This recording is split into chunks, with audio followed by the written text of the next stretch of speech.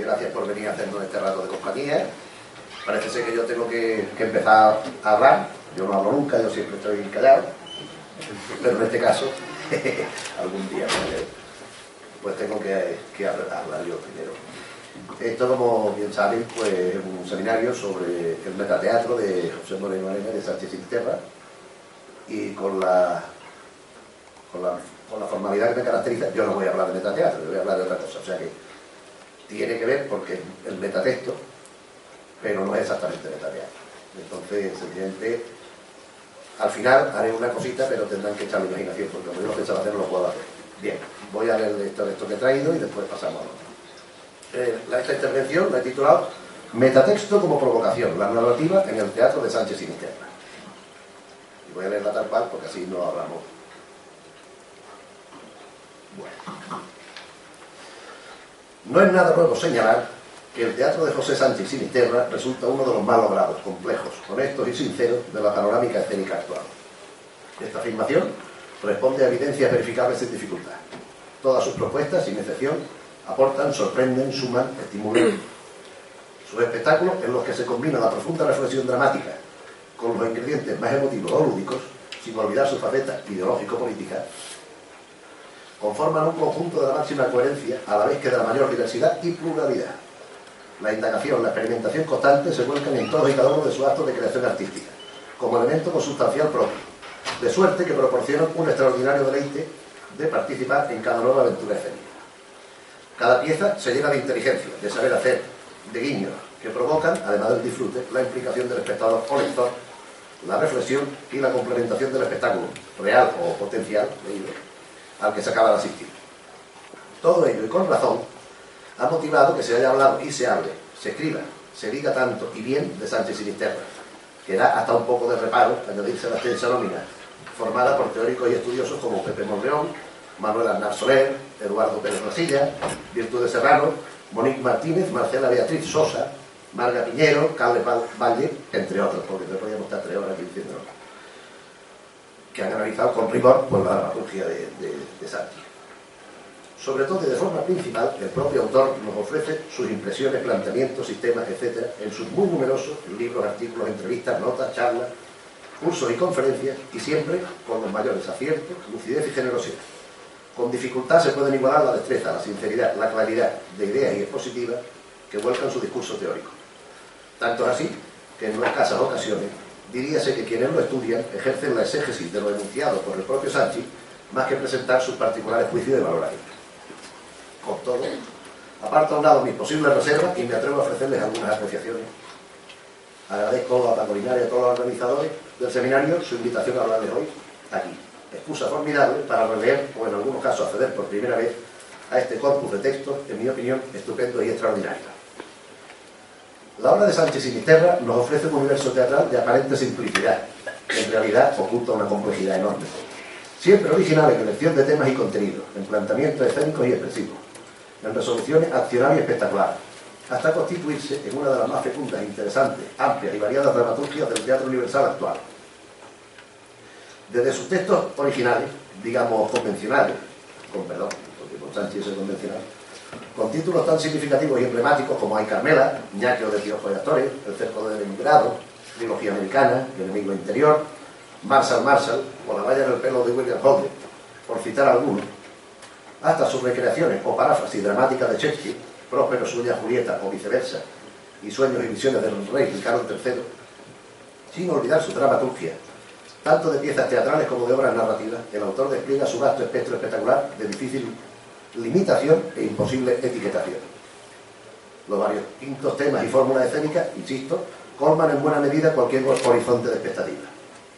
Además de lo presente en los títulos mencionados, a modo de ilustración, hallamos propuestas tan dispares como Vagas noticias de Clam, sobre la precariedad del empleo, la deshumanización, el trato, La máquina de abrazar, sobre el autismo, Perdida en los Apalaches, en la cual asistimos a un quebrantamiento de las leyes espaciotemporales lineales, newtonianas, Flechas del ángel del olvido, acerca de una presunta civilización futura en que la memoria se manipula hasta desaparecer en beneficio de unas marcas y de comerciales y de materialismo puro. Sangre lunar, a partir de una noticia, ya habló ayer el profesor Gutiérrez Carvalho de esto, a partir de una noticia en la que una señora en coma pues aparece embarazada y da a luz porque había un enfermero que la violaba. Misiles melódicos, que es un musical antiarmamentista, que está muy bien. Relevancia significativa poseen aquellos espectáculos fundamentados en su esencia metateatral, como Los figurantes, La ley de los pájaros o Bienvenidas, en que la danza se interactúa con el teatro, amén de otros títulos conocidos ya mencionados. Por supuesto, como no, la ya aludida dramaturgia, esenciales en la comprensión y el conocimiento del teatro de Sanchi. La dramaturgia como concepto, que en lo que a mí me alcanza, adquiere un significado desconocido e insólito respecto a lo precedente a nuestro autor. Se trata de una dramaturgia que no se limita a la mera adaptación o versión, aunque algo de eso hay, sino que toma un texto previo como punto de partida para convertirse en otra obra diferente, nueva y propia. Una dramaturgia que llena y ocupa vacíos, que amplifica y complementa la visión del acto escénico de y para Sinisterra. Alrededor de una veintena de dramaturgias cuentan en el haber de José, amén de su coordinación dramatúrgica de La cruzada de los niños de la calle, que eran 6 autores que él coordinó. Algunas parten de textos teatrales persistentes, como Cuento de invierno de Shakespeare, con la novedosa inclusión de una obertura original, Historias de tiempos revueltos, a partir del Círculo de Tiza con Casiano y de La excepción y la regla de Bertolt Brecht, La estirpe de Layo o La estirpe de Edipo, sobre Sófocles, y tendenciosa manipulación del texto de La Celestina de Fernando de Rojas. Desde mi punto de vista, las más relevantes son las dramaturgias de textos procedentes de la narrativa. En principio, son las más novedosas, pero además su elección, en no pocos casos, obedece a cuestiones de una índole compartida por toda su creación, a la que a su vez aporta y condiciona, siempre desde el conocimiento, la conciencia y la voluntariedad al resto de su teatro. En definitiva, nos encontramos ante la inclusión y la hibridación de la narrativa pura y dura en el teatro. Les propongo un paseo, aún breve y de puntillas, por este aspecto de experimentación que tan buenos resultados arroja. La narrativa, además de modelos y sistemas, de temas, reflexiones y contenidos, aporta al teatro un elemento de subjetividad accionada.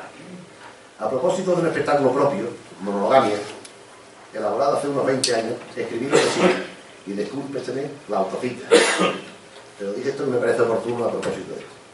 Dice, los 4 monólogos que lo componen presentan un marcado y voluntario carácter narrativo. Por su condición de monólogos ofrecen un punto de vista subjetivo. De otro modo, resulta inherente a este género el parcializar, el mostrar solo una parte de la historia, el manipular los supuestos hechos. Así se opera en contraposición a la fidelidad expresa en la acción presente encarnada por los diferentes personajes que intervienen en ella. Por lo tanto, la verdad de lo que se nos comunica puede ser, cuando menos, cuestionable. La realidad ficcional sufre cierta distorsión, impuesta por la subjetividad. Desde esta premisa, es más interesante lo que dice el personaje o lo que calla. ¿Ocurrió lo relatado de esa manera? ¿Llegó a ocurrir? Fin de la cita.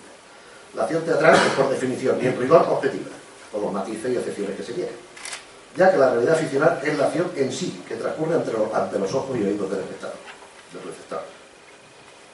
La incorporación de aspectos adjudicados por tradición a lo relatado amplía este potencial y posibilita la búsqueda de ese espectador lector ideal que conoce, que completa y que colma la propuesta espectacular, sobre el que volveré un poco más tarde. La inclusión de la narrativa en el ámbito de lo escénico se verifica como un claro, completo y total acto de provocación.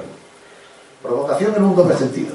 Por un lado, como transgresión explícita en el arte de las convenciones imperantes, de acuerdo con las cuales cada género es independiente y se mantiene encorsetado según ciertos esquemas y rasgos definidos. Es claro que Sánchez Sinisterra infringe tales normas, con la tranquilidad que proporciona la legitimidad y la licitud de la libertad creativa y su talante innovador. Por otro lado, provocación entendida en el sentido de originar algo, de causar, de ser motivo inicial de algo. Ese algo original consiste en la indagación y la renovación de lo escénico mediante la eliminación de límites, de fronteras, en este caso particular, de la narrativa. A esto se procede a través de un proceso de desarrollo apreciable con facilidad, pero no por ello, sino al contrario, carente de interés ni merecedor de atención. Sin considerar el decurso cronológico, la integración de textos, gramáticas y sistemas característicos de la narrativa en la obra teatral, se produce en simplificación mayúscula, merced a 3 estados o tipos de actualización, según a mí me parece, que pueden coexistir en el tiempo o no dentro del teatro de Sánchez. La dramaturgia, las variaciones y por último aquellas piezas dramáticas originales que cuentan con elementos propios de la narrativa en perfecta hibridación espectacular. Los apartados primero y segundo consisten en la teatralización de la novela, o un fragmento de una novela, o del cuento. Se eliminan las descripciones, algunas de las cuales se convierten en acciones físicas. En esencia se oraliza lo escrito. Del estatismo temporal del libro, en el que se puede retroceder, detenerse o avanzar, se pasa a la inmediatez, a la instantaneidad de lo escénico. La aprehensión y la evolución de este procedimiento lleva en buena lógica artística a su reversión o inversión en el tercer apartado, esto es, la inclusión de fragmentos narrativos propios o ajenos del autor, al autor, con sus códigos y fenomenología en el discurso teatral. Lenguajes diferentes se unen, se mezclan sin solución de continuidad. La elaboración de dramaturgia la explica Sánchez Sinisterra con claridad y el cuidado que le caracteriza. Pero ¿qué obra narrativa somete a este procedimiento? ¿Y por qué el autor elige esa y no otra? José Sanchis es un lector voraz, cultivado y avisado. Me atrevería a decir que sin distinción de género.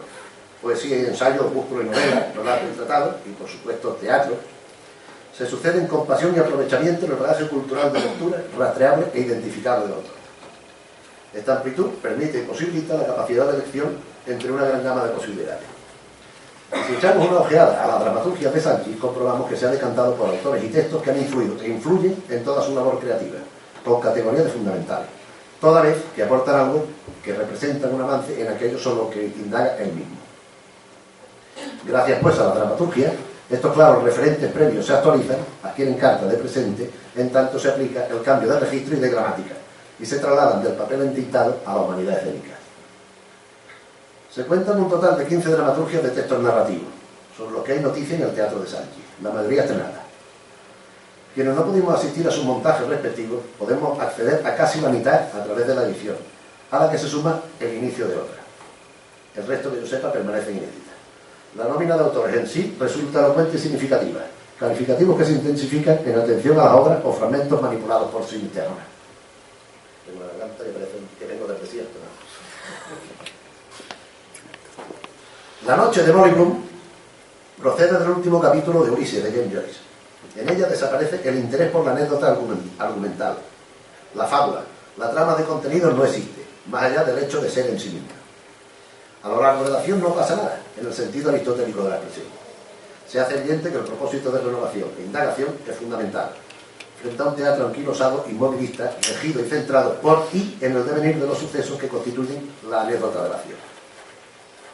El sinsentido, lo inexplicable, la inexorabilidad de lo incomprensible que se impone al ser humano encuentra su máximo exponente literario en la figura de Frank Kafka. Permanente creencia para Sánchez Sinisterra. El gran teatro natural de los Homer, dramaturgia que compendia parte de su narrativa, como América, el capítulo final, junto a ciertos cuentos a los que cabe añadir fragmentos de correspondencia, se verifica como un inmenso y muy elaborado homenaje al autor checo. Sobre él regresa Sanchis en su dramaturgia de Un viejo manuscrito, sobre el relato breve homónimo.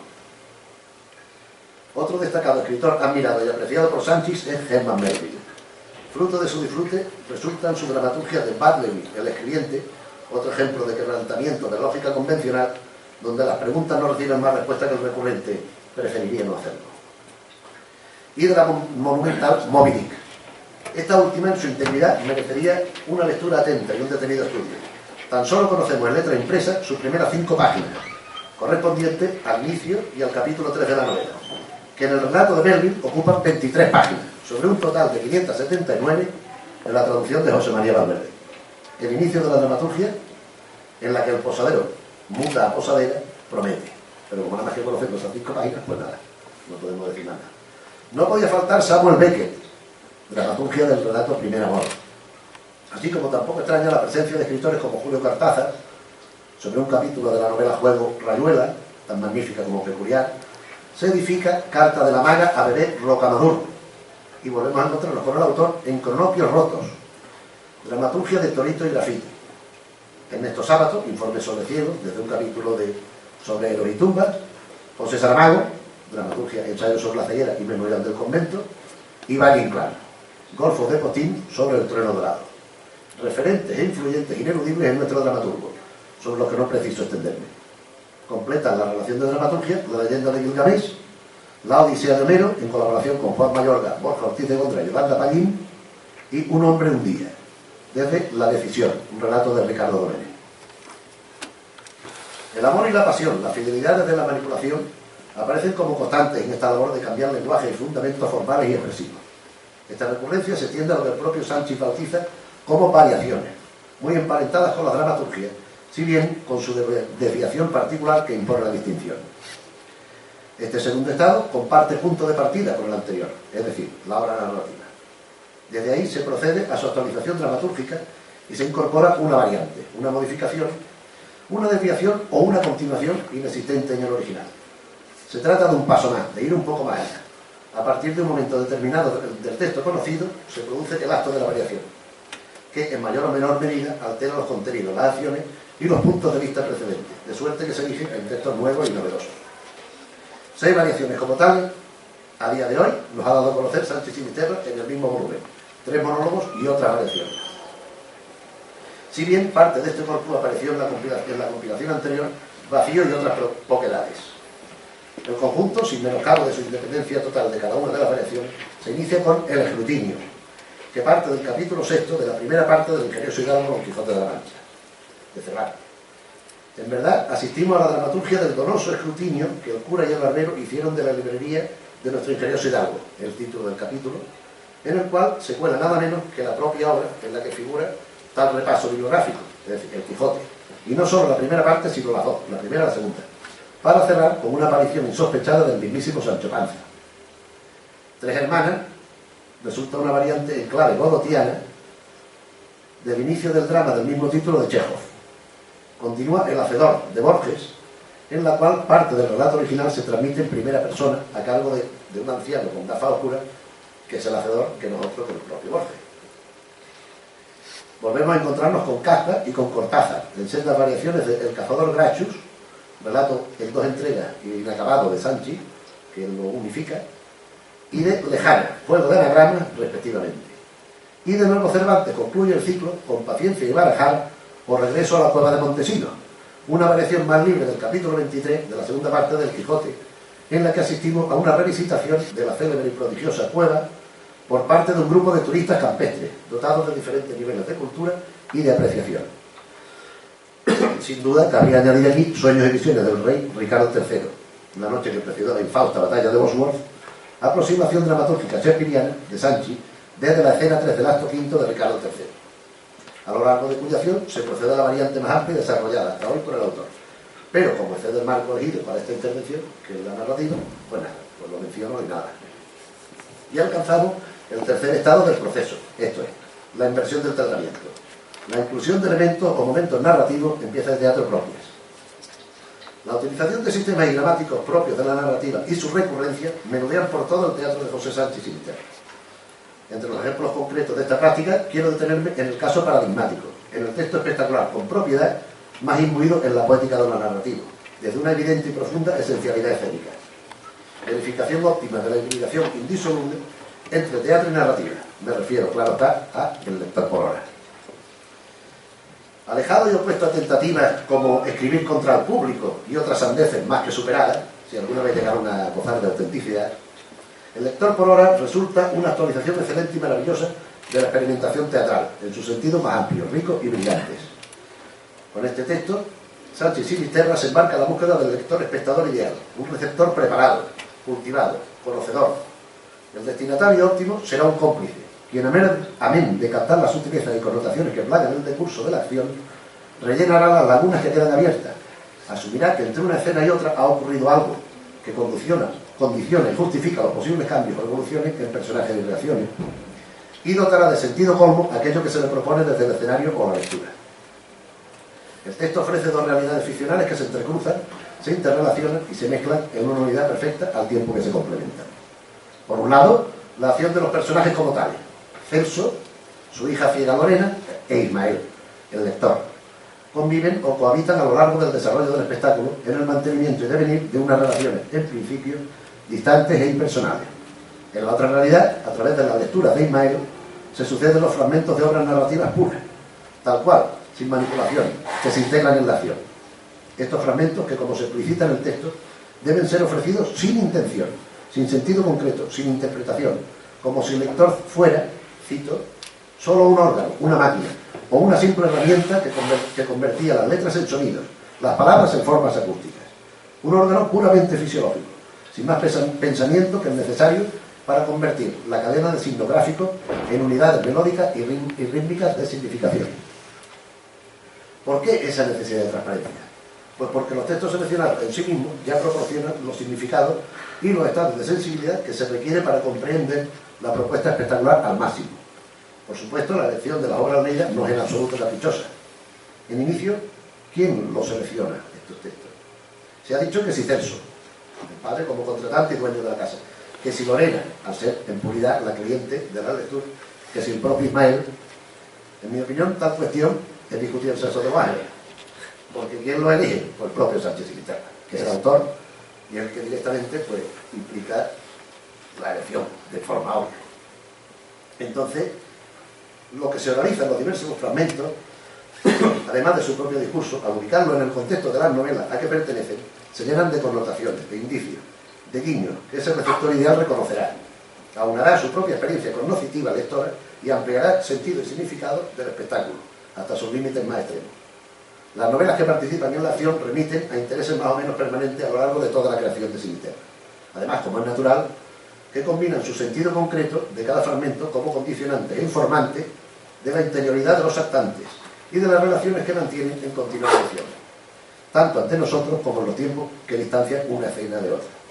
Así, el Cuarteto de Alejandría, de Lawrence Durrell, cuya primera novela, Justin, es la utilizada, indaga sobre las posibilidades del lenguaje narrativo, a la vez que experimenta con los planteamientos de espacios temporales. El Gato Pardo de Lampedusa plantea una situación de decadentismo, de inmovilismo real, tras apariencia de cambio en todos los órdenes. Joseph Conrad, a través de su novela corta El corazón de las tinieblas, nos sugiere, desde los planteamientos duales de contrarios, una introspección del subconsciente y de la experiencia personal. El relato se construye sobre símbolos, insinuaciones, alusiones, rumores sobreentendidos, hasta su sentido definitivo, una reflexión sobre el arte de narrar. De este modo, cada una con sus características propias, en las que no considero necesario detenerme más, actúan a través de sus fragmentos Madame Bovary de Flaubert, Relatos soñados de Arthur Schnitzler, Pedro Páramo de Juan Rulfo, al igual que las menciones a otros autores fundamentales y claves, ya referidos, como Joyce, Melville, Dujardin o Faulkner. A novelas de este último, mientras agonizo Las palmeras salvajes, Absalón, ya estoy acabando, se atribuye el supuesto plagio del texto narrativo último, que a diferencia de los anteriores no pertenece a escritor ajeno. Se trata de un texto del mismo Ismael, es decir, del propio Sánchez. Un fragmento lleno de dolor y de belleza, dotado de una capacidad de evocación y una musicalidad extraordinaria. Este ejercicio narrativo de Sánchez tal vez conocerá continuidad, o quizá permanezca en su singularidad, pero en todo caso se erige en indicativo y autentificador del talento y la capacidad del autor para obtener sobresalientes resultados en cuantas empresas se involucran. El corpus de textos originales, que en diferenciación con la dramaturgia refería antes, también nos muestran con mayor recurrencia u ocasionalidad interna ejemplos de procesos, procedimientos y sistemáticas propios de la narrativa, sin necesidad de recurrir a fuentes externas. En ello, en lugar de actuar o interpretar, se relata cierto pasaje, con intervención, influencia, condicionamiento variables en la acción dramática. Con diferente intensidad y relevancia, la narración menudea en determinados momentos de todo el teatro de Sánchez, desde Ay Carmela hasta la destacada voz protagonista de Saturnal, obra fallida, o el monólogo que el monstruo de Frankenstein de Mary Shelley ofrece a la manera de informe para una academia de Kafka. Kafka otra vez. En La criatura, o ¿sabe el pez lo que es el agua? Sin olvidar algunas piezas breves entre las que componen Pervertimento y otros gestos para nada, Mísero próspero y otras breverías, Vacío y otras poquedades, recopilados en el volumen Teatro Menor, que de menor no tiene nada, aparte de la extensión de la obra, o Terror y miseria del primer franquismo. Aquí es lo que viene, no sé si hacerlo. Entre todas estas piezas cortas, en concreto dentro de Pervertimento, hallamos Al lado, ejemplos de la praxis preferida, que nos servirá como breve síntesis de renunciado. Sin más comentarios por innecesarios y redundantes, para concluir, les ofrezco con humildad y respeto mi lectura dramatizada de esta pequeña obra maestra. ¿Lo hago o no? ¿Sí? Vale, son tres páginas así grandes, pero esto lo tendría que hacer de pie, porque esto, tenéis que imaginaros que estoy de pie, vosotros estáis ahí, el público está ahí, vosotros también estáis enfrente, y aquí hay un lateral, lógicamente, y entonces entraría, yo tenía pensado una entrada muy bonita, que no la voy a hacer porque o sea, la entrada, el hombre entra, no porque no puedo estar copando la mano, y están mirando ahí, y de pronto reparan que hay público. Y dice esto: han tenido ustedes muy mala suerte, porque lo realmente interesante va a ocurrir ahí al lado. Es lo malo del escenario a la italiana. Es una caja mágica que abre en el espacio una nueva dimensión, sí. Puede ser un pedazo de vida, una tajada, como decía aquel, o un reino imaginario, de acuerdo. Pero puede suceder que el espacio abierto, al desaparecer la cuarta pared, sea un espacio idiota. O sea, un espacio en el que no ocurre absolutamente nada. Nada que valga la pena ser visto. Como este, por ejemplo. No sé de quién ha sido el fallo, pero les aseguro que aquí no van a ver nada interesante. Lo interesante va a ocurrir aquí al lado. Se lo digo para que no se hagan ilusiones. A mí al fin y al cabo ni me va ni me viene. Estoy aquí de paso y no tengo ninguna obligación de entretenerles a ustedes. Pero me he enterado de una cosa y se lo digo. Y es una pena porque parece que aquí se prepara algo o sonado. En efecto, ahí llega ella, hecho una furia, con un enorme ramo de flores y una tarjeta. Oh, la que se va a armar. ¡Qué barbaridad! Parece como si... ¿o no? Pobre mujer. ¿Qué está haciendo? Ahora el teléfono. ¿Lo han oído? ¿Por qué se pone así? ¿Y qué dice? Habla en un susurro, no se le entiende nada. Qué lástima. Alejandro. ¿Quién será Alejandro? Qué nervioso está. Mira a todos los lados como si... ha colgado bruscamente. ¿Por qué? Tal vez alguien llega. ¿Habrá escuchado pasos? Es que este lugar, además de idiota, es sordo. No se oye nada. Las flores, claro, tiene que esconder las flores. Mira qué bien. Ahora se desnuda. Se está desnudando, sí. Es una obra muy atrevida, ¿eh? Dios mío, qué mujer, qué cuerpo. Ya no sé qué está mirando aquí. Lástima que ustedes no puedan. ¿Qué tiene en el vientre? Parece una flor. Sí. Es una flor. Una flor de loto. Creo. Qué extraño, ¿no les parece? Una flor de loto pintada justamente en el vientre. Y esa carrera de acá para allá. Estará buscando algo. Pero ¿por qué no se viste? ¿Por qué no se echa por encima? Va a coger frío. ¿Qué buscan esos cajones? Está tirando todo por el suelo. Tan ordenada que está la sala. No le he dicho cómo es la sala, ¿no? Algo digno de verse solo seguro. Realmente suntuosa. No han escatimado recursos ahí al lado. En cambio aquí, qué poca cosa, ¿no? Qué desaliño. Cosa que bien está la sobriedad, ¿de acuerdo? Pero que esto raya la penuria. Se lo digo en serio, yo de ustedes protestaría traerles aquí para ver esto. No digo que igualara la fastuosidad de esa sala, con sus columnas, sus vidrieras, sus cortinajes, sus lámparas, sus muebles nacarados, sus tapices. Pero no sé, al menos... Dios mío, un hombre. Ha entrado un hombre. Menos mal que ya se ha cogido, se ha tapado con una bata muy elegante de seda negra. Ha debido ponérsela mientras yo estaba aquí. Qué aspecto tan inquietante el de ese hombre.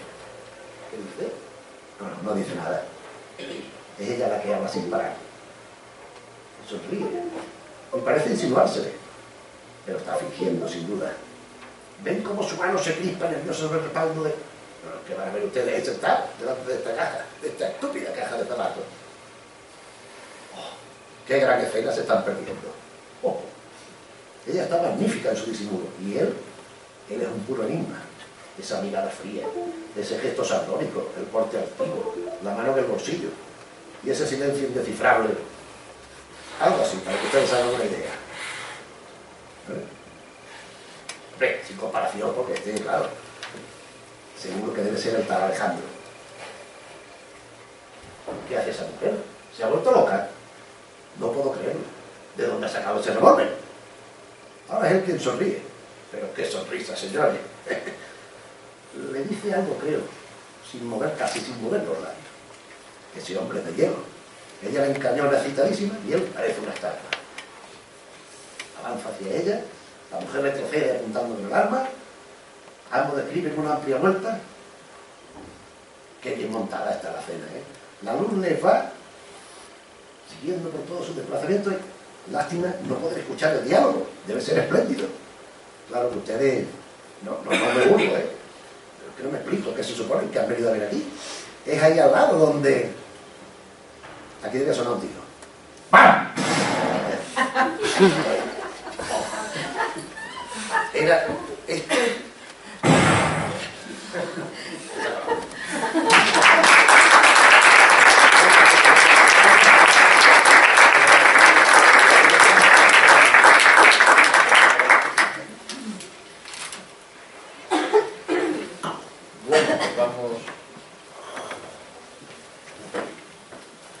Buenos días y muchísimas gracias a Francisco Linares por la invitación y a los organizadores. Para mí es un motivo de especial satisfacción estar aquí hoy porque digamos que soy uno de los alumnos que inauguró esta universidad hace ya casi 40 años, ¿no? Ahora precisamente en el 2017 hace 40 años que comenzó a funcionar esta universidad. Y el volver a tu facultad al cabo de los años siempre es un motivo de especial satisfacción. Hace poco también estuve aquí con motivo de unas jornadas que organizamos en la Asociación Colegial de Escritores con Marruecos y de nuevo hoy pues es una satisfacción.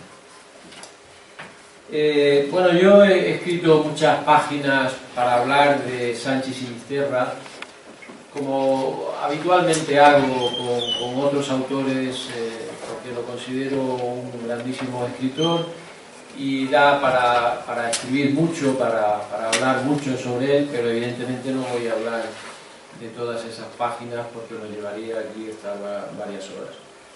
El título de mi exposición es Poética, Antipoética y Dramaturgia, otra, el teatro al límite de Sanchi Sinisterra, y he seleccionado una serie de obras sobre las que voy a intentar ir diciendo algunas de esas claves, por ejemplo, algunas de las citadas por Adelardo, Teatro menor de 50 piezas, Valeria y los pájaros, Vagas noticias de Clan, Próspero sueña a Julieta o viceversa, Sangre lunar, 3 monólogos y otras variaciones.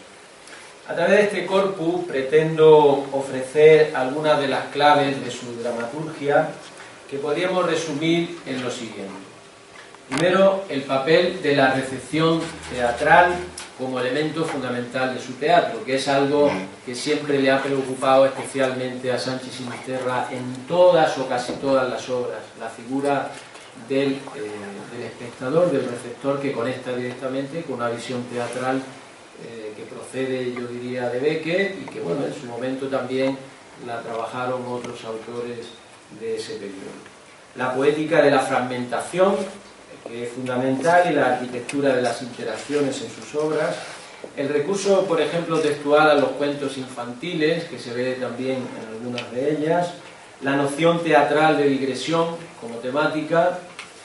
Una concepción ruptural sobre el concepto de verosimilitud, de raigambre aristotélica, y por tanto una nueva concepción de la realidad que se soporta sobre elementos como la teoría del caos o la teoría cuántica, que también, por ejemplo, aquí en Granada ha sido muy empleada en poesía. Rafael Guillén habla de poesía cuántica en su poesía y, por ejemplo, el amigo y recientemente fallecido Gregorio Morales durante muchísimo tiempo habló también de narrativa cuántica y gran parte de su narrativa última es narrativa cuántica.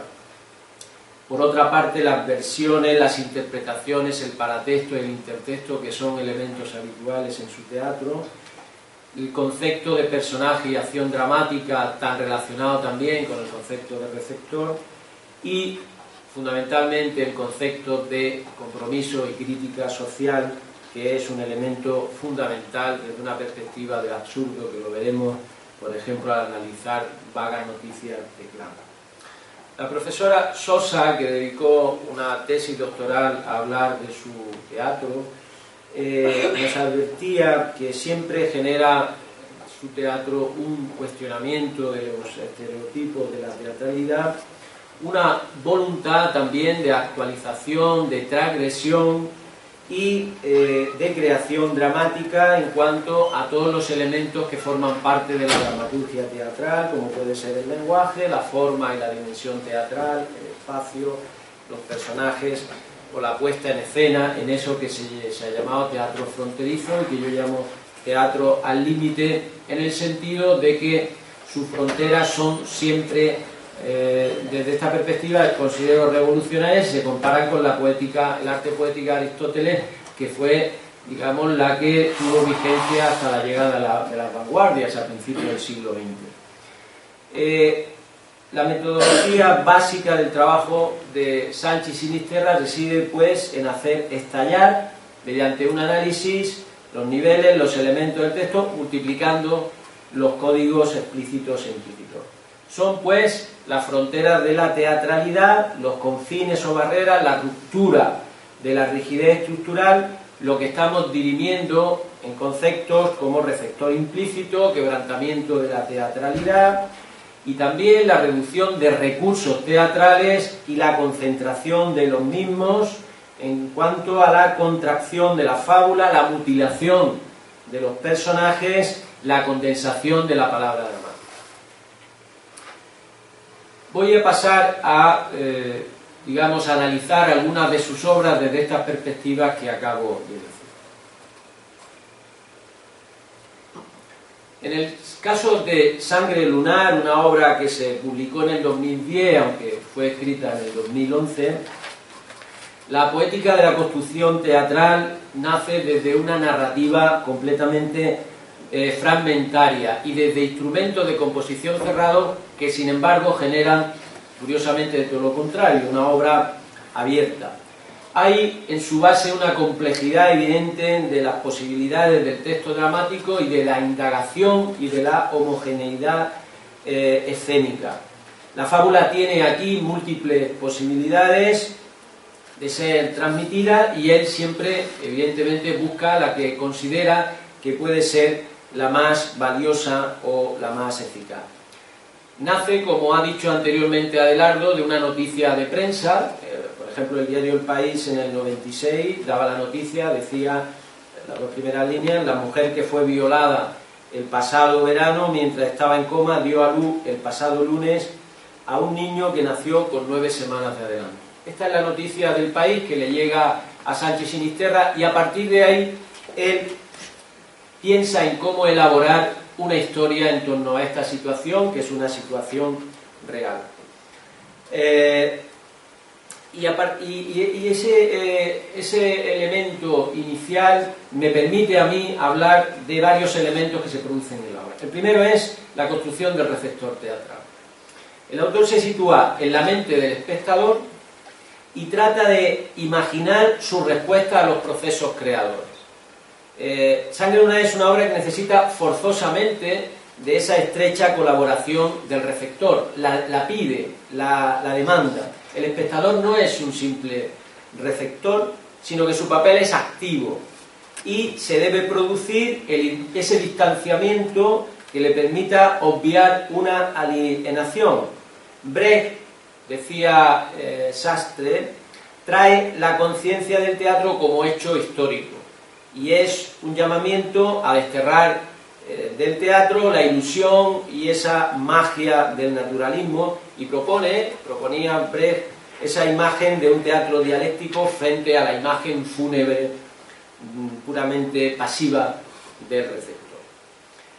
Esa distancia que intenta generar Sanchi Sinisterra le permite adentrarse en situaciones breves, raudas, y no anclarse en lo abyecto o lo escabroso del caso, como a lo mejor podría suceder en determinado tipo de teatro naturalista, centrarse en sí, en la podredumbre de la situación, como es la violación de una mujer que está en coma. Pero no es ese el punto de vista, ni mucho menos del relato dramático, ni abordar tampoco el papel del violador y protagonista de la macabra acción, que apenas si tiene un papel relevante. Él intenta indagar desde otra perspectiva. ¿Y cómo se consigue? Pues se propone hacerlo desde el distanciamiento brechtiano, con una estructura en espiral, desde la exterioridad hacia la mente de Lucía, la joven en coma. Una estructura que se va ampliando en hélice con elementos como la desidia del personal de la clínica o la insistencia de los padres católicos en que continúe la gestación a pesar de los riesgos. Está claro que la creación literaria no puede entenderse si no es a través de una relación dialéctica con el lector o espectador, que sería lo que se ha llamado la fenomenología de la lectura o de la dramaturgia en este caso.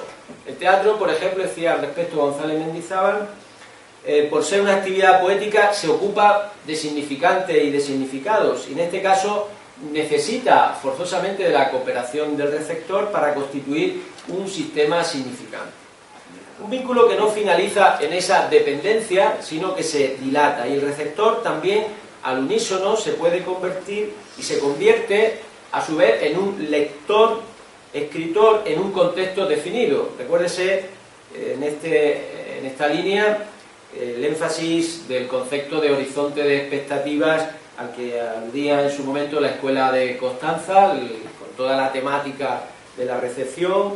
House e Iser apreciaron que cada lector percibía y experimentaba el texto de un modo completamente diferenciado.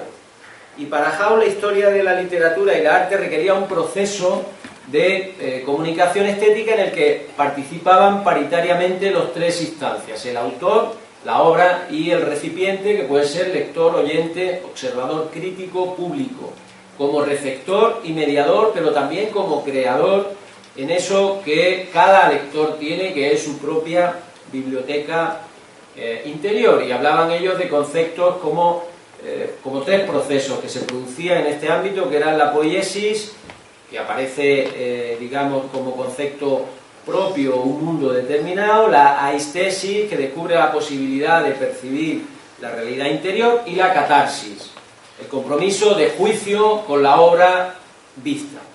Sanchi Sinisterra repudia la división tripartita clásica de la poética aristotélica y, como dice Carnelo, genera tres fases en su teatro, que sería la fase de despegue, la fase de cooperación y la fase de mutación. En la fase de despegue es la que se traslada al lector-espectador del ámbito real al ficcional. En la fase de cooperación el receptor es el principal protagonista. Lo hemos visto en la lectura que ha realizado Abelardo en esta obra. Es aquí donde tiene que rellenar los huecos de la representación, plantearse hipótesis y situaciones. Y en tercer lugar, la fase de mutación, que trata de resolver las expectativas planteadas. De tal manera que incluso le deja al espectador deberes para casa, en esa reflexión en torno a él. En esa obra, en Sangre Lunar, la fase de despegue se produce en esa rueda de prensa inicial, en el ámbito real, pero a medida que la representación avanza, existe una exigencia para que el receptor participe de un modo o en la otro en la construcción de las secuencias dramáticas, en eso que se ha dado a llamar el receptor implícito, donde posee una importancia determinante todas esas escenas que se van generando en media res, que son fragmentarias y que la única posibilidad de urdirlas y de unirlas y de engancharlas y generar una expectativa en torno a ellas, el único que es capaz de realizarla es el propio receptor. Pero claro, hay tantos receptores como posibilidades. De ahí que en este sentido la obra siempre es una obra abierta. No hay nada de moralización en el teatro, en este caso, que era una pieza muy dada a moralizar y a crear una ética. Eso se lo deja al espectador, se lo deja al receptor, y cada uno en función de esos parámetros va a ser libre. Yo creo que este es uno de los elementos fundamentales del teatro siempre de Sanchi Sinisterra, frente a otros escritores, a otros dramaturgos que te dan todo cerrado en sus obras. Aquí está todo abierto y se deja una absoluta libertad siempre al receptor. En segundo lugar, otro elemento muy importante es el punto de partida como impulsor o como elemento de inquietud o fascinación. Evidentemente aquí el punto de partida es la repulsión moral ante un acto completamente deleznable como es una violación, y más una violación de una mujer en esa situación. Un asco vital es de donde parte, pero es una temática que no ancla propiamente, ya digo, en el expresionismo, sino que va generando un proceso de simbolizaciones que tratan de traer al lector, al espectador, al receptor, esa sociedad canalla en la que vivimos, también desde una conexión sobria con la ruptura de los elementos lineales y una acumulación ad hoc de situaciones que engendran todo un proceso que va progresivamente en ascenso. Esa ausencia de linealidad permite hablar del concepto de incertidumbre en la obra. Este principio de incertidumbre que también, por ejemplo, en los últimos años ha estado muy presente en poesía. Hay toda una corriente de poetas y una poética que es poética de la incertidumbre. La fábula requería de esa incertidumbre y la linealidad solo podía producir una lógica demasiado coherente en un espacio dramático dotado de una absoluta irracionalidad e inhumanidad. De ahí esa negación del principio de economía dramática, incorporando jirones, situaciones, fragmentos que van en esa línea. Esta manipulación también del tiempo y del espacio formaba parte de esa secuencia experimental, como indicaba Sosa, de los aportes de la teoría de la relatividad y de la física cuántica a la que se ha referido el propio autor en determinados momentos, y plantea sobre todo problemas en cuanto a qué entendemos por tiempo histórico o qué entendemos por tiempo subjetivo. Esa visión ruptural, ya digo, con la poética aristotélica mediante la manipulación del tiempo y su desrealización, nos permite un juego metateatral que relativiza su concepción de la realidad. Nuevamente la vida como sueño, y nos permite sospechar otros niveles de existencia. Lo que le ha llevado a decir en ocasiones que la realidad no es realista, y trasladar la idea de la complejidad del todo y acaso la incoherencia de nuestra vida, dice Sanchi Sinisterra, solo pueda ser contada de una forma estética incoherente, al igual que la realidad deformada española de principio de siglo era reproducida por una estética deformadora, como en su momento hizo Valle-Inclán con los efectos. El otro punto importante es la arquitectura de las interacciones y la poética de la fragmentación. La obra está formada por unas microsecuencias que el autor llama fulguraciones. Una idea quizá minúscula que emerge, no se sabe dónde exactamente, dice el autor. Fulguraciones ajenas, ya digo, a la linealidad temporal a partir de dos procesos creadores. Uno, la acumulatio, y otro, la omisión y ausencia de secuencia lógico-temporal. Son escenas breves, raudas, que van generando un acopio secuencial preciso que el propio autor lo imputaba a la arbitrariedad. Decía, quizá el hecho de partir de una fábula preestablecida, de una historia que contar, me permite este despliegue anárquico de piezas cuya sucesividad textual no parece regida por la flecha del tiempo. Existe esa voluntad de ausencia de orden alguno y de dislocación en lo que sería esa línea de fuga, pero es muy inconsciente de que ese proceso creador hay riesgos que asumir y necesita encontrar principios traumatúrgicos cohesivos, y así se lo demandaba en su momento, por ejemplo, Juan Mayorga, al que le dio a leer la pieza teatral.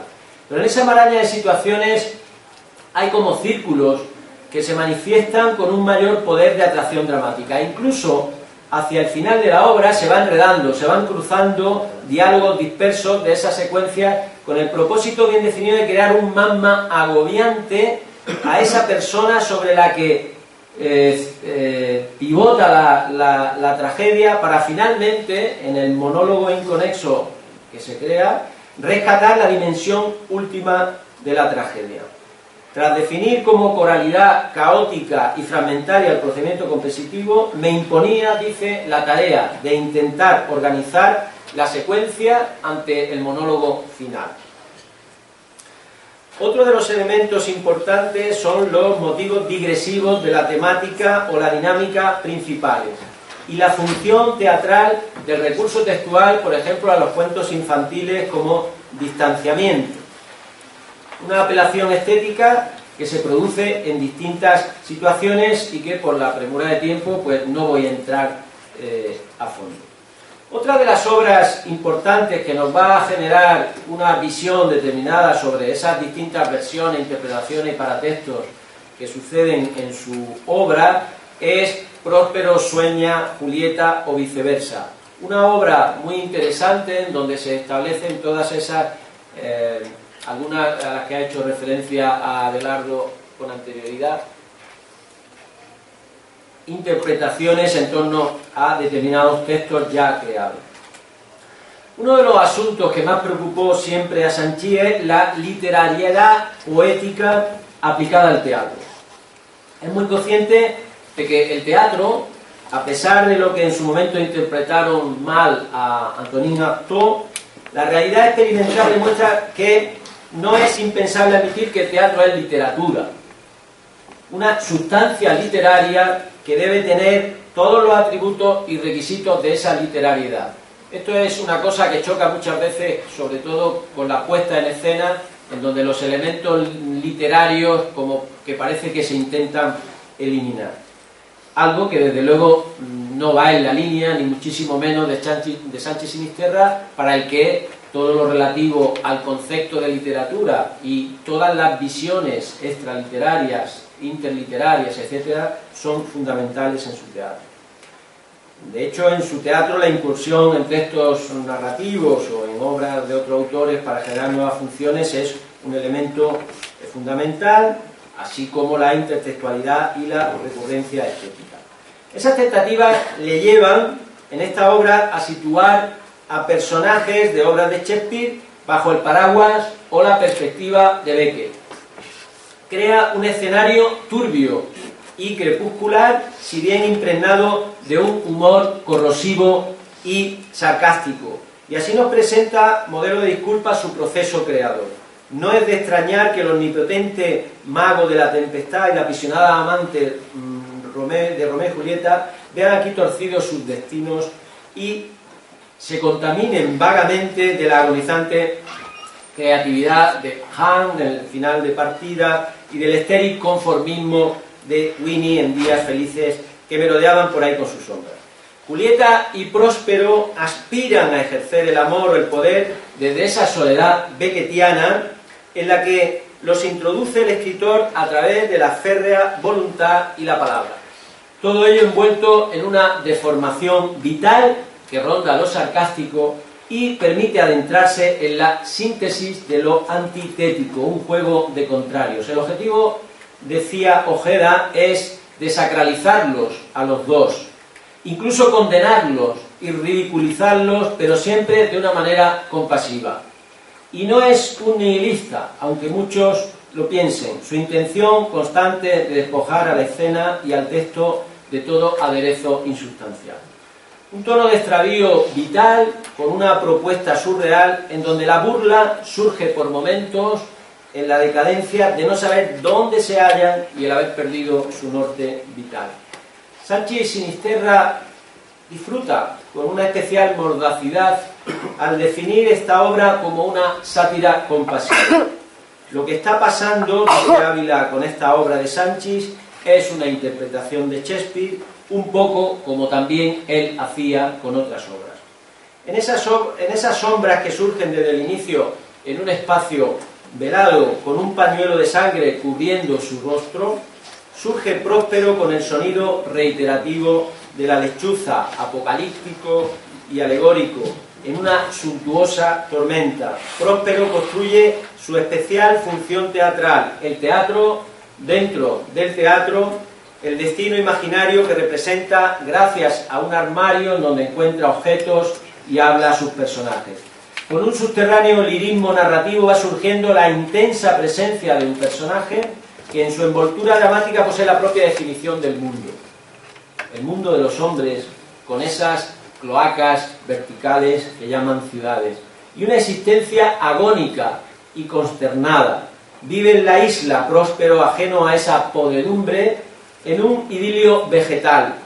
Lo acompaña su hija y también Calibán, sobre el que tiene muchos reparos, sobre todo en su sexualidad, lo llama perro lujurioso.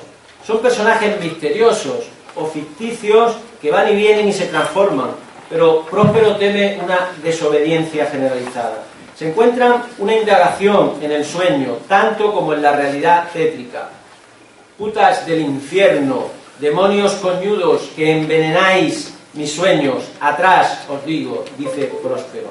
La realidad no es lo que percibimos, sino que se presenta múltiple y plural. Desde ese armario inicial de Próspero, que actúa en cierto modo como un catafalco de la memoria, se llega a la cripta, donde Julieta, en la segunda parte, permite ahondar desde otra perspectiva en el tema de la memoria. Bueno, voy a ir finalizando porque me lo están diciendo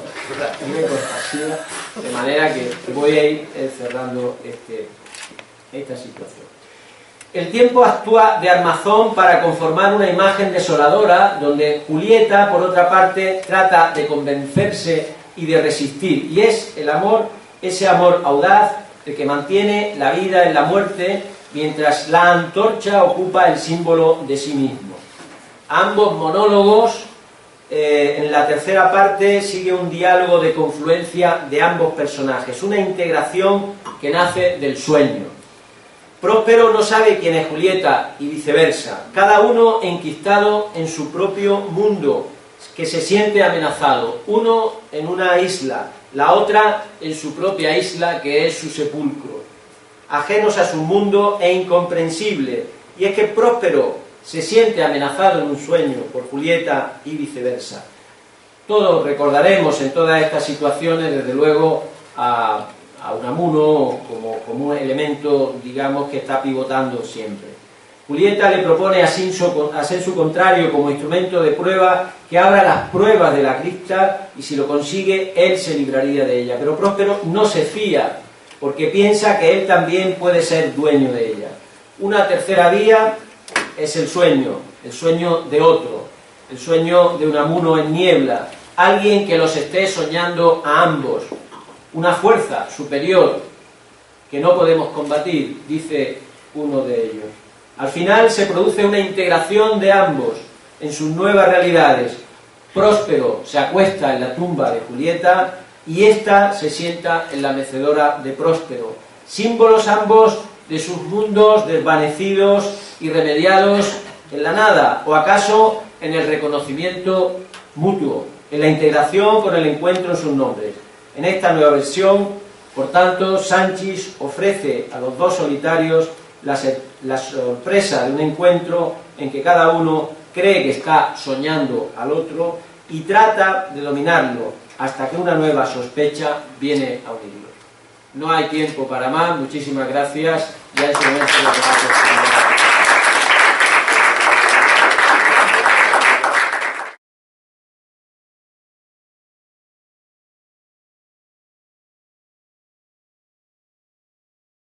¿Quién va a ser?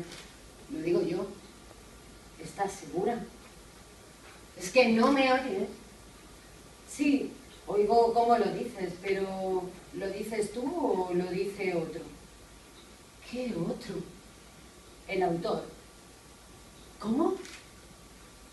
Sí, el autor, el que ha escrito eso que dices. ¿No es él quien lo dice? ¿El autor? ¿Cómo? Sí, el autor. No me vengas ahora con que no sabes que siempre hay un autor. ¿El autor? A ver, siempre alguien escribe lo que decimos, ¿no? Pues ese es el autor. ¿Siempre? Vamos, vamos, no te hagas el tonto. Tus ojos insomnes, la noche larga, los minutos desvelados. Eso lo ha escrito alguien antes. Pero lo digo yo. mis ojos, la noche no me ha perdonado, ni un solo vez. Ya puedes decir lo que quieras, y sentir escozor en los ojos, y sufrir el peso de la noche en el cráneo. Eso lo dice otro. Además, no está amaneciendo. Pero yo estoy aquí. Estoy hablando. Otro. Y me muevo y te oigo. Otro. Y estás tú. Otro. ¿Tú también? Sí, yo también. ¿Y eso que dices? También. Lo dice otro. Otro, sí. El autor, sí. ¿Es él quien dice lo que me has dicho? ¿Quien me llena de dudas, de angustia y de insomnio? Sí. ¿Por qué? También es suyo ese por qué. ¿Por qué? Debe de ser un pobre tipo insomne, lleno de dudas, de angustia. O quizá ni siquiera eso. Quizá lo invente todo. ¿Por qué? Quizá juegue a escribir estas palabras por puro placer, por capricho, por aburrimiento. Es él quien dice lo que me estás diciendo ahora, ¿verdad? Naturalmente. ¿Y quien dice lo que yo estoy diciendo? Sí. ¿Y quién dirá lo que vas a decir a continuación? Es horrible. Como podría haber dicho, por ejemplo, tiene gracia. Ya, pero es que no tiene ninguna. Quizá por eso no lo ha dicho. Entonces, ¿qué? ¿Qué podemos hacer? ¿Hacer? Sí, ¿qué podemos hacer para librarnos de esto? ¿Te molesta? Me asquea. ¿Por qué? Me asquea abrir la boca sabiendo que nada de lo que digo lo digo yo. Bueno, pues eso tiene solución. ¿Qué solución? Callar. Callar. Es cierto. Callemos de una vez. Cerremos la boca, como muertos. Ni una sola palabra más de esas palabras suyas que ya no puedo pronunciar sin odio. Solo que... ¿Qué? ¿Qué? Cuando callemos, también será suyo este silencio nuestro.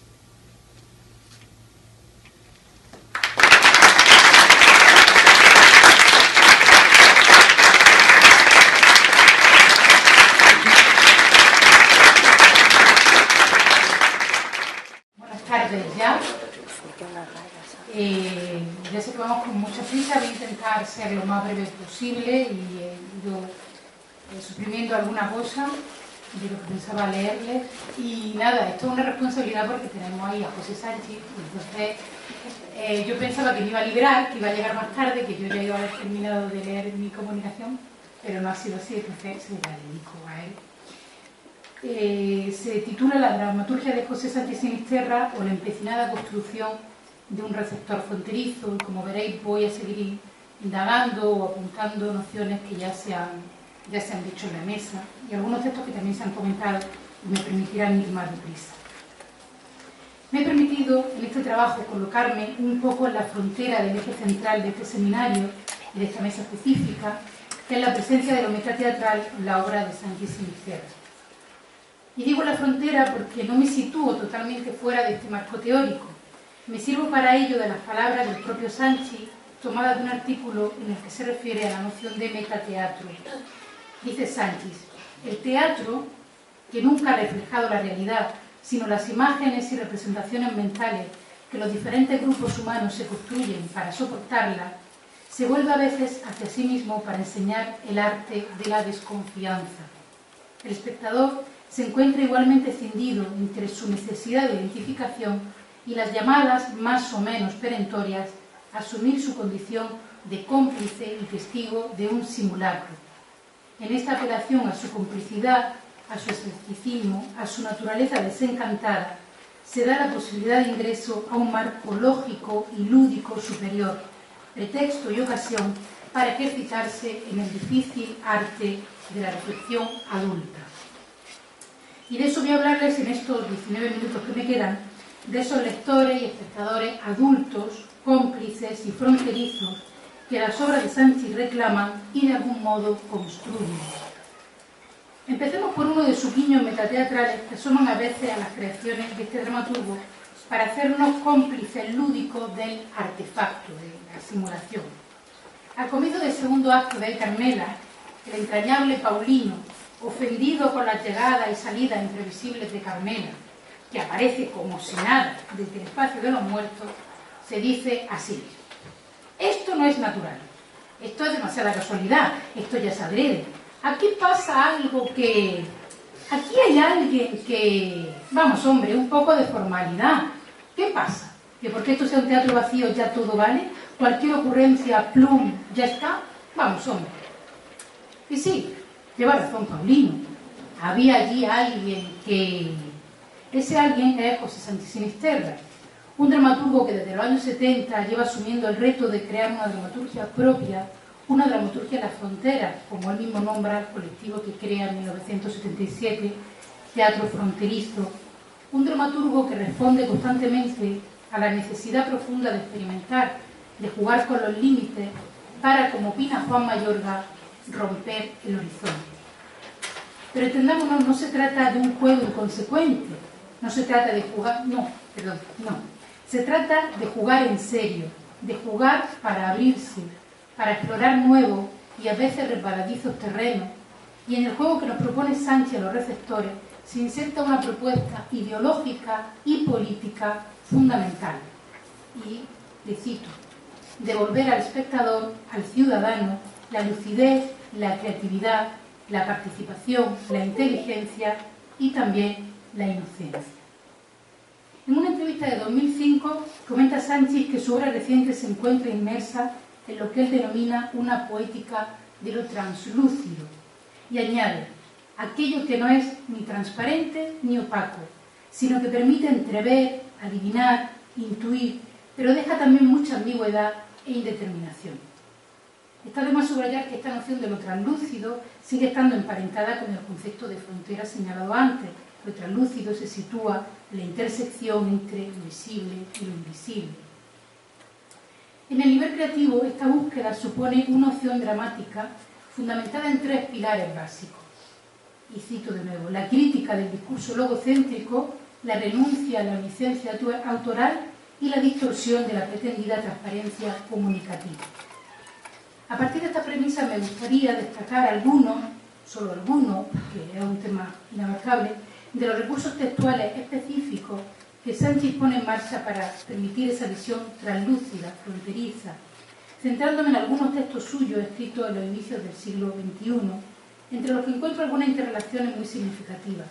En concreto voy a trabajar en Sangre Lunar, de la que ya se ha hablado bastante, que escribe en el 2001, La máquina de abrazar, de 2002, y Flecha de Ángel del Olvido, de 2004. Comencemos hablando por precisamente esa ausencia de la omnisciencia autoral. En los textos en los que voy a centrarme, Sánchez está eligiendo transitar argumentalmente espacios donde no opera la racionalidad tradicional, la racionalidad sólida y fija que sostiene buena parte del pensamiento occidental. En Sangre Lunar, como saben, el personaje sobre el que gira toda la obra está en coma y solo intervendrá brevemente al final. En La máquina de abrazar se aborda la cuestión del autismo. En Flecha del Ángel del Olvido, uno de los ejes fundamentales es la amnesia. Nos enfrentamos así a personajes radicalmente humanos, radicalmente coherentes, pero que se salen de los márgenes establecidos por el imperio de la razón normalizada y que impiden así acercarse a ellos con la expectativa de una noción cerrada de verdad. Figuras como Lucía, en Sangre Lunar, Iris, de La máquina de abrazar, o X, en Flechas del Ángel del Olvido, curiosamente siempre mujeres. Me parece que es un tema sobre el que se podría también hacer una comunicación, esta figura de la mujer muchas veces como intermediaria y como figura también fronteriza, mucho más sensible en ese sentido que el hombre, me parece, ahí está el autor, lo dirá. Bueno, son el objeto, estos personajes, Iris, X, Lucía, son el objeto de indagación del texto, pero a la vez ellas mismas suponen el principal obstáculo para despejar las dudas. Iris, de La máquina de abrazar, la muchacha autista que trata de exponer su mundo interior ante un auditorio, nos presenta una reflexión crítica que podríamos calificar de metadiscursiva, por tanto de algún modo metateatral, cuando dice: ¿cómo voy a explicar lo que no está en las palabras? ¿Cómo voy a decir? Hay cosas que no son palabras. ¿Cómo decirlas? Su única manera de acercarse a lo que quisiera comunicar es mediante un lenguaje nuevo, incoherente a veces, hecho de retazos, que nace de la necesidad de construirlo por primera vez mientras se habla, moviéndose a ciegas. Así intenta, por ejemplo, explicar lo que otros han llamado su sexto sentido en la comunicación con las plantas. Y dice Iris: ¿sexto? ¿Por qué sexto? ¿Por qué no primero? Antes que ver y que oír, casi antes que ser. ¿Qué palabra puede decir eso? Lo que hay antes que el primero. ¿O sentido? No, tampoco es eso, no es un sentido. Yo veo con los ojos, huelo con la nariz. Pero esto, ¿con qué esto? No es una palabra, no hay una palabra para no latido, no aroma, no destello, no rumor. ¿Explicar? ¿Cómo? Algo similar ocurre con Lucía, quien desde su estado de coma mantiene durante todo el avance de Sangre Lunar la interrogante sobre qué siente ella y cómo vive la historia que está girando a su alrededor. Solo al final, en un estremecedor monólogo, con una habla rota, entrecortada y absolutamente poética, consigue trasladar al espectador, que no a los otros personajes no la oyen, solamente el espectador tiene ese derecho, lo que siente después de que le hayan extraído por cesárea al bebé que crecía en su vientre. No me resisto a leer un fragmento de ese monólogo final porque me parece maravilloso. Voz mujer. ¿Cómo se dice? ¿Cómo se dice? Sí, ¿cómo se...? Aquí estoy otra, nadie más. Irse, idos, todos idos otra vez. No oír nada. Dos paredes, veo dos paredes. Blanco, gris. ¿Dónde estaba yo? ¿Qué me han? ¿Cuándo me han? ¿Cómo se dice? ¿Cómo se...? ¿Y tú? ¿Dónde tú? ¿Dónde estás tú? ¿Por qué no te...? ¿Dónde estás? Ya no te... ¿Cómo se dice? Siento, sí, siento. ¿Por qué no te siento? ¿Qué te han de mí? No, ven tú. ¿Dónde te han de mí? De dentro de mí. Vuelve tú aquí, dentro de mí. ¿A dónde vas? ¿A dónde qué me hacen? ¿Qué te hacen? Ven, no, aquí conmigo, dentro de mí. Que no me lo... ¿Cómo se dice? Que no me... Mío, ¿cómo se dice? Quitar, quiten, sí. Que no quiten, que no me lo quiten. Por su parte, X, en Flechas del Ángel del Olvido, es incapaz de recordar qué vida de entre las que se le ofrecen como posibles es realmente la suya, y también entra la contradicción y la incapacidad para expresar una verdad única y salvadora. Por ello se ve obligada a usar un recurso verbal que abre el espacio de lo polisémico, de lo translúcido, la metáfora. Dice X, era como una casa grande creo, pero vacía, o llena toda de humo o de niebla, ¿te la imaginas? Y yo no me atreví a entrar, o me quedaba a la puerta mirando hacia adentro, pero sin entrar, hasta hoy. Cuando llegó esa mujer que dice que es mi hermana y empezó a hablarme, no sé, era como si algunas partes de la casa fueran despejándose y llenándose de muebles, ¿entiendes? Y de personas. No era así, no era nada de eso, ni casa, ni alfombra, ni persona, pero es el único modo de explicártelo y de entenderlo yo. Tengo que usar las palabras para llegar a ti, y las palabras son tan poca cosa. Se trata entonces, como vemos, de personajes que por su propia naturaleza resultan ya limitadores de la omnisciencia y auspiciadores de un discurso no lógico, de un discurso otro que viene a rellenar los huecos de lo que no puede decirse con el habla normal. Ahora bien, hay que decir, para no llevar a confusión, que esta falidad de la palabra y por tanto infiabilidad de la palabra a la que nos referimos no se da solamente en estos personajes que podemos decir especiales, sino que está transitando como toda la obra de Sánchez. La palabra para este autor es una herramienta necesaria para la comunicación, sí, pero a la vez insuficiente, dañada, herida, como afirma Mayorga, propiciadora del error, de la inexactitud. Y el habla usada en el texto teatral debe no solo reflejar dichas limitaciones, sino hacer un uso estético de ellas y de la complejidad discursiva que generan. Recuerdo la primera vez que hice un curso con Sanchi Sinisterra, en febrero del 99. En ese momento, Sanchi nos dio a su alumno un folio, que voy a pasar muy rápido, con lo que él llamaba algunos de los recursos para propiciar la complejidad en el texto. Ahí los tienen ustedes, y bueno, seguramente esta lista desde el 99 Sanchi la habrá corregido, la habrá aumentado, pero bueno, pues ya están viendo que muchos de ellos tienen que ver con ese uso, como digo, de la palabra. No me voy a entretener más ahí porque vamos más de tiempo, sí, tenemos que dejar hablar ahí.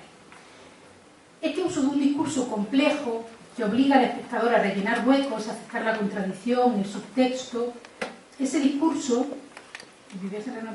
me parece que encaja también con lo que el mismo Sanchi ha llamado una poética de la sustracción, enmarcable a su vez en una forma consciente de una teatralidad menor. Frente a una tendencia acumulativa, donde se usan recursos espectaculares y donde se mantiene la premisa de cuanto más, mejor, Sanchi ofrece el reto de sustraer o adelgazar nociones básicas del teatro tradicional. Y según un listado propuesto por el propio autor de ese teatro menor, esto vería afectado en el texto con la contracción de la fábula, la mutilación de los personajes, la condensación de la palabra dramática y la atenuación del explícito. Esa sustracción en ocasiones se manifiesta al situar en la cercana extra escena un elemento fundamental de la trama, que se mantiene así al margen de la visión del espectador. Y bueno, en esto no voy a incluir más porque lo hemos visto en la lectura que nos ha hecho Adelardo del al lado, ¿no? O sea, todo lo importante está pasando, de hecho, al lado. Yo iba a ponerle el ejemplo de la máquina de abrazar, que es la que le da título al texto, la máquina de abrazar, máquina que nunca vemos y que vamos intuyendo a lo largo del texto, igual que vamos entendiendo para qué sirve esa máquina que está fuera de escena.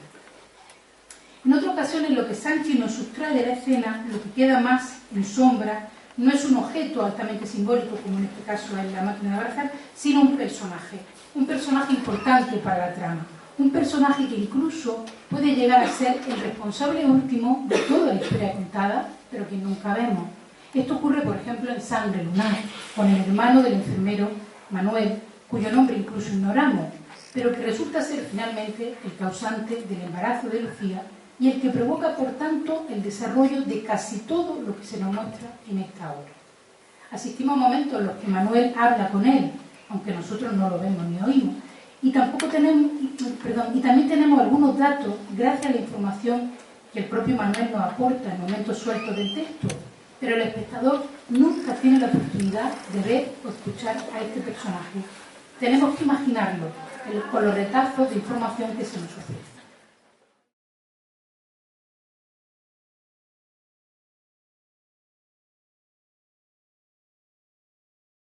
Por supuesto de Sanchi Sinisterra, y bueno, espero que lo disfrutéis. Lo he dirigido yo y ellos vienen de Málaga, han venido de Málaga especialmente para este proyecto.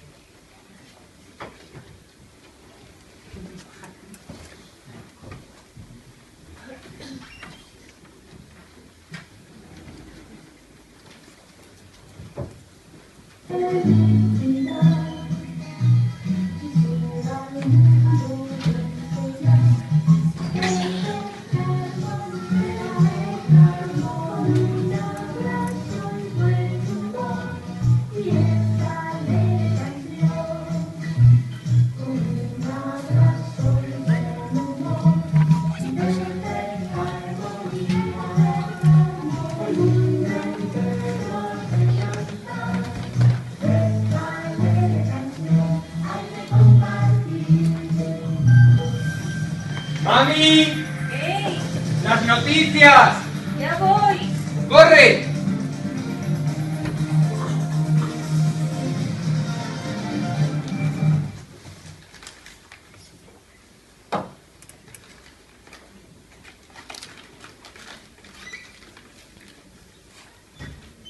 ¿Has visto eso? ¡Qué horror! Ah. Pobre gente. Y mira a esos niños. Es terrible, ¿eh? No durarán mucho. Mami, ¿te has fijado? ¿En qué? Esa mujer que decía que... No la he visto. Decía no sé qué mirando a la cámara. No la he visto. Con una expresión.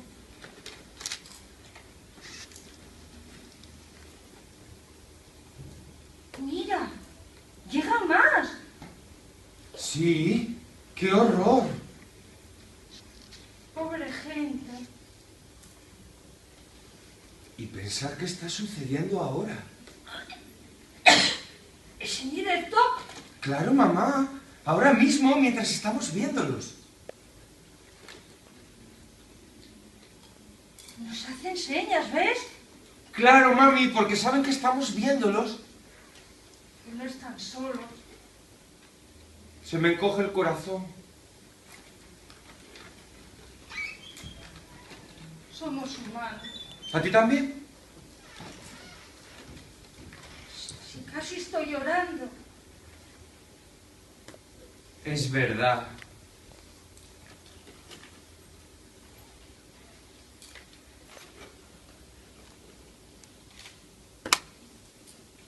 ¿Esos son muertos? ¿Qué? No, ya pasó. ¿Pero eran muertos? Sí, un montón de... ¡Ahí está otra vez, mamá! ¡Estas mujeres! Sí, las de antes. Dios mío, qué tragedia. No puedo más. Tanto dolor. ¡Que nos vuelven a hacer señas! ¿Sabrán que estamos viéndolas? Claro, mamá. Y que sufrimos con ellas. Que no están solas. Que aún hay piedad en el mundo. ¿Qué estás llorando? ¿Cómo no voy a llorar? Muy bien, mami. Tú sigue así, ¿ves? Sigue llorando. Ellas te ven y se dan cuenta. ¿Tú te das cuenta? Te sonríen.